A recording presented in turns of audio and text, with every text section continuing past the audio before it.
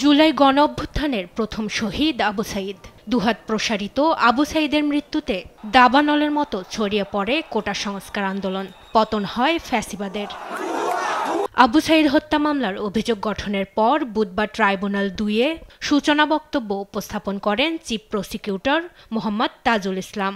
তুলে ধরেন আন্দোলনের সময় বেগম রোকেয়া বিশ্ববিদ্যালয়ের প্রেক্ষাপট। যেহেতু রংপুরের শহীদ আবু সাঈদ ছিলেন বাংলাদেশের 2024-এর জুলাই বিপ্লবের সময় প্রথম শহীদ হওয়ার জন্য উদ্বুদ্ধ করেছিল তিনি সেই আইকনিক ঘটনার বিচারের মাধ্যমে জাতির প্রতি আমাদের যে দায়বদ্ধতা, জাতির প্রতি আমাদের যে অঙ্গীকার, সেটা আমরা বাস্তবায়ন করার ধাপে প্রবেশ করেছি। ইনশাআল্লাহ আগামীতে কন্টিনিউয়াসলি এই বিচার কার্য চলবে। পরে বৃহস্পতিবার সাক্ষ্য গ্রহণের দিন ধার্য করেন ট্রাইব্যুনাল ২। ট্রাইব্যুনালের যে বিচারিক স্টেটমেন্ট বা ডকুমেন্ট, সেটা অন্য ট্রাইব্যুনাল জুডিশিয়াল ডকুমেন্ট হিসেবে আমলে গ্রহণ করতে পারেন।